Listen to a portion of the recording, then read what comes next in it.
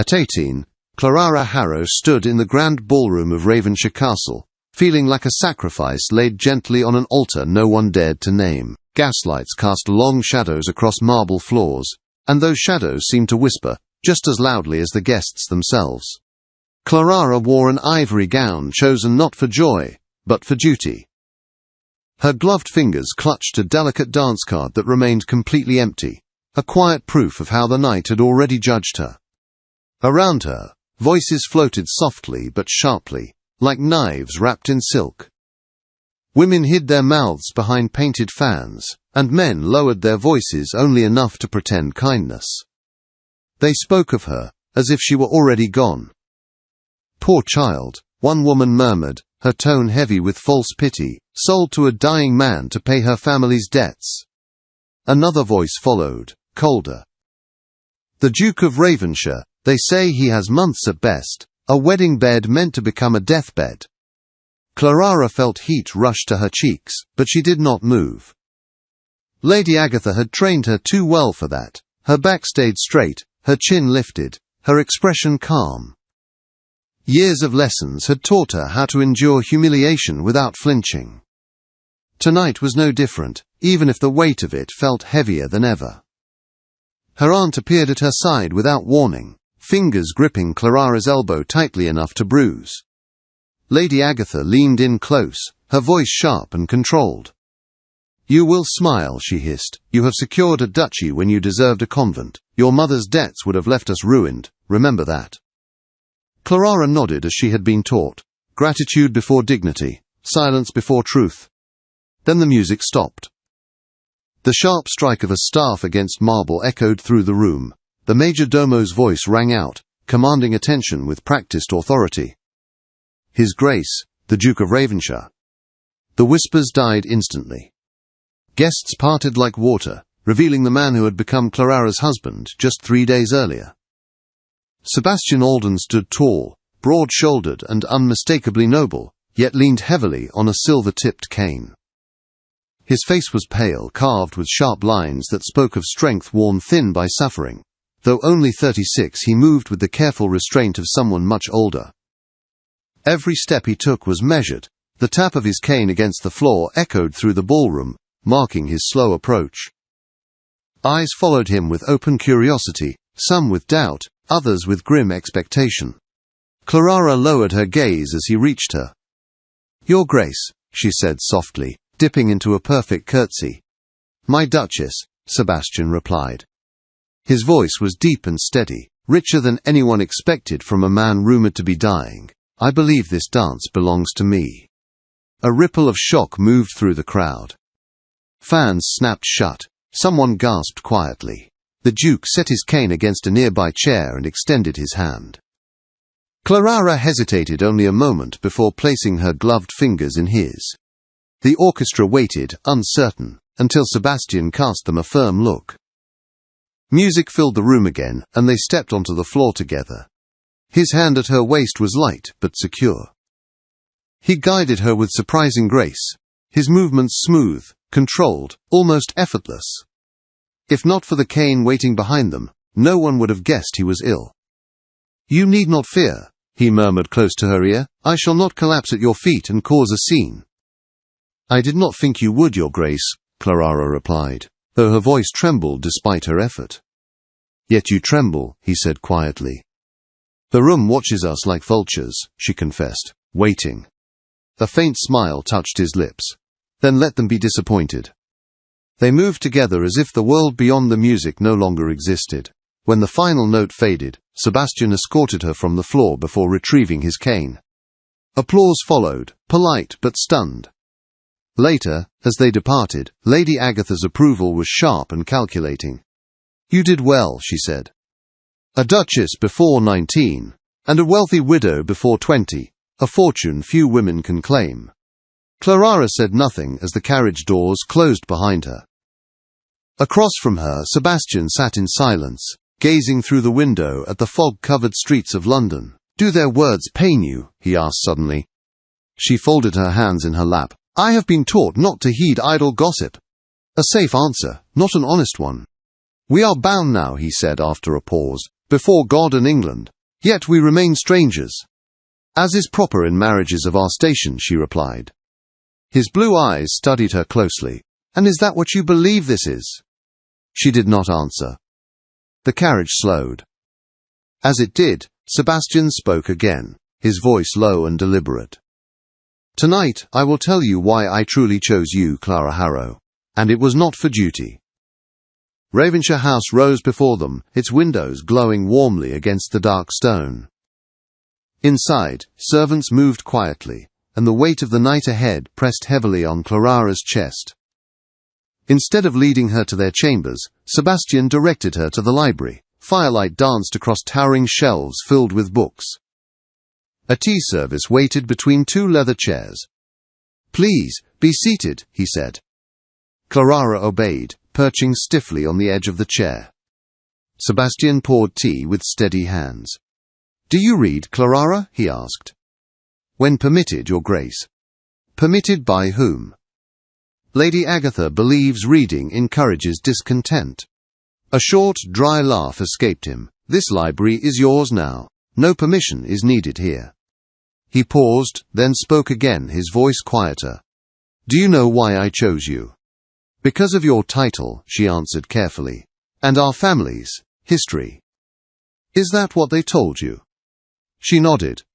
Sebastian reached into a small wooden box and withdrew a folded letter, its paper yellowed with age. Do you recognize this handwriting? Clara unfolded it, and her breath caught. It was her mother's hand. And before she could speak, Sebastian reached for another item, a small portrait hidden beneath the letter. Clara stared at it, her heart pounding, unaware that everything she believed about her marriage was about to change. Clara's fingers trembled as she held the small portrait. The infant's face stared back at her, familiar in a way that made her chest ache. The grey-green eyes, the soft curve of the mouth, even the shape of the brow mirrored her own. Me, she whispered. You, Sebastian confirmed. His voice was steady, but something raw lived beneath it. Your mother sent this to me a year after her marriage. She wrote that she wanted me to know the child who might have been mine in another life. Clara felt the room tilt slightly. You loved my mother. With every breath I drew, he said. She was forced to choose duty over love. When she married your father, I lost her, but I never stopped watching over you. Her eyes filled with tears. You watched me. From a distance, always. When your family's fortunes declined, when your aunt began planning your future as if you were currency, I intervened when I could. Invitations appeared. Certain suitors vanished. And when I learned you were to be married to Baron Weatherby, I acted openly. To protect me. To save you, Sebastian said. And to keep a promise I made to myself the day I received that portrait. She lowered the letter slowly. Then why this marriage? Why bind yourself to me when you are so ill? Because I am dying, he answered without hesitation. The physicians give me perhaps a year. I wanted to secure your future before that happened. As my wife, you will be beyond your aunt's control. You will inherit everything. You will be free. Clara's tears spilled over. You married me so I would be safe when you are gone. Yes. Silence filled the library, broken only by the soft crackle of the fire. Clara looked at him, truly looked, and saw not a cold duke but a man who had loved deeply and suffered quietly. They spoke until morning light filtered through the curtains. Sebastian told her of India, of the illness that had taken hold of him years earlier, of treatments that failed, and hope he no longer allowed himself to feel. Clara listened, her heart tightening with every word. When dawn came, Sebastian's strength faded, his breathing grew shallow, his face pale once more. Clara noticed immediately. You are in pain. Always, he admitted softly, but some days are kinder than others. She helped him to his chamber, steadying him on the staircase when his legs weakened. When he finally rested, Clara retreated to her own rooms, but sleep would not come. Later that afternoon, Porter arrived at her door, his face grave. Your Grace, the Duke asks for you. He has taken a turn.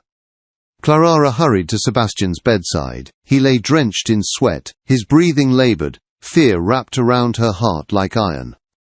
"I am here," she said, taking his hand. "I hoped," he whispered, "that you would not have to endure this so soon."